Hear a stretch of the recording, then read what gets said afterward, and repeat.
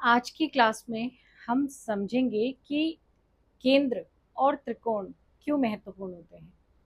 क्यों महर्षि पराशर ने कहा है कि केंद्र या त्रिकोण के स्वामी की जब दशा चलेगी तो वो शुभ परिणाम देगी, और यदि दशानाथ शुभ अवस्था में ना भी बैठा हो तो वो अगर शुभ परिणाम ना भी दे पा रही हो तो अशुभ तो बिल्कुल नहीं करेगी।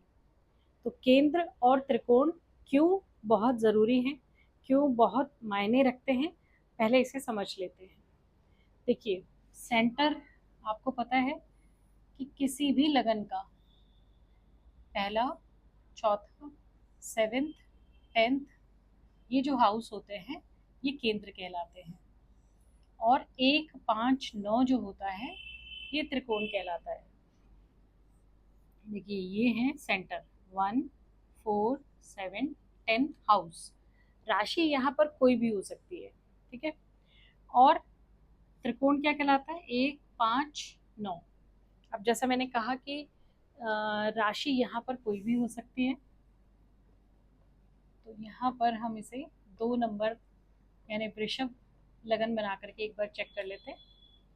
2, 3, 4, 5, 6, 7, 8, 9, 10, 11 और 1। अब यहाँ पर केंद्र में जो राशियां हैं वो है 2, 5, 8, 11, लेकिन ये हमारा केंद्र के हाउस 1, 4, 10 ही है। जैसा मैंने आपको पहले भी बताया था कि हाउस नहीं बदलेंगे, राशियां बदल जाएंगी। लगन में किसी का वृषभ लगन हो सकता है, किसी का मेष हो सकता है, किसी का सिंह हो सकता है, कुछ भी लगन चेंज हो सकता है, लेकिन हाउसेस हमारे नहीं बदलेंगे। तो ये जो केंद्र होता है ये इतना इम्पोर्टेंस लिए हुए क्यों होता है, सबसे पहले इसे समझ लेते हैं। देखिए, 12 के 12 भाव जो है ना हमारे लिए बहुत इम्पोर्टेंस रखते हैं। मेष लगनी में लिख लेती हूँ यहाँ पे। कोई हमारा स्पाउस है, कोई मदर फादर है, कोई छोटे भाई बहन, कोई बड़े भाई बहन, कोई खर्चा, कोई घर का सुख, कोई वाहन का सुख, ये सारे हाउसेस हमें बताते हैं। लेकिन केंद्र को क्यों इतनी इम्पोर्टेंस दी गई है उस पर बात करते हैं। देखिए, ये आप हैं। आपका जब जन्म होता है तो आपके पास कौन होता है? जन्म देने वाली माँ। ये आप हैं, ये आपकी माँ है, ये आपके पिता हो गए, ये सेल्फ, ठीक है। ये आपका स्पाउस हो गया, पति या पत्नी। ये वो 4 रिश्ते हैं जो हर परिस्थिति में आपका साथ देंगे, किसी भी परिस्थिति में आपको अकेला नहीं छोड़ेंगे। तो इसीलिए ये सेंटर जो है बहुत मायने रखता है। और अगर हम इंडिविजुअली इन हाउसेस की जो कारक हैं, जो बताते हैं कि फर्स्ट हाउस क्या क्या बताता है, तो वो भी आप देखेंगे। तो इन 4 चीज़ों के साथ आप अच्छे से जीवन यापन कर सकते हैं। इसके बाद नेक्स्ट आता है त्रिकोण। त्रिकोण वैसे तो हमारी संतान का है, भाग्य का है, और स्वयं हमारा यानी सेल्फ के बारे में बताता है। लेकिन यहाँ पर फर्स्ट हाउस जो होता है ये विष्णु जी का होता है।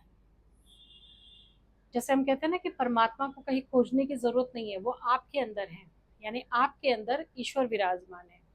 तो यहाँ पर ये जो फर्स्ट हाउस होता है ये विष्णु जी का होता है। और फिफ्थ हाउस लक्ष्मी जी का होता है, और नाइन्थ हाउस भी लक्ष्मी जी का होता है। ये भाग्य लक्ष्मी है, ये प्रारब्ध लक्ष्मी है, यानी पिछले जन्मों में आपने जो कर्म किए हैं, जो प्रारब्ध आप साथ लेकर के आए हैं, ये वो लक्ष्मी का स्वरूप है। और ये वो लक्ष्मी का स्वरूप है जो इस जन्म में आप अपने कर्मों से बनाने वाले हैं। आपका भाग्य जो साथ देने वाला है ये वो लक्ष्मी है। तो लक्ष्मी और विष्णु पति पत्नी हैं, और जब ये मिलते हैं तो काफ़ी अच्छे रिजल्ट्स देते हैं। जब इनकी कृपा होती है तो काफ़ी अच्छे रिजल्ट्स देते हैं। आशा करती हूँ कि आपको केंद्र और त्रिकोण क्यों इतना महत्व रखते हैं, क्यों पराशर ऋषि ने कहा है कि जब इनकी महादशा होती है, किसी भी केंद्र या त्रिकोण में से किसी भी स्वामी की जब दशा होती है तो वो शुभ परिणाम देती है। अगर उसका स्वामी गलत भाव में बैठ जाए तो वो अशुभ परिणाम तब भी नहीं देती, वो न्यूट्रल हो जाती है। अदरवाइज अगर जैसे कोई और है, जैसे सटाष्टक में हम बात करें कि यहाँ पे बुध की किसी की महादशा हो और बुध की प्लेसमेंट भी खराब हो, तो ये व्यक्ति को काफ़ी नाच नचा सकता है, काफ़ी जैसे कहते हैं ना, नाकों चने चबा दिए इसने, तो ऐसे रिजल्ट दे सकता है। लेकिन वहीं पर अगर किसी के सूर्य की महादशा है, मंगल की महादशा है, या फिर गुरु की महादशा है, या फिर मंगल, चंद्र, शुक्र, शनि, इनमें से किसी की महादशा है और ये ग्रह अगर बहुत शुभ बैठे हैं तो बहुत अच्छा रिजल्ट देंगे। इन्हीं ग्रहों की दशा में जातक बहुत ज़्यादा राइज करता है, और अगर अशुभ बैठे हैं तो भी वो उतना अशुभ फल नहीं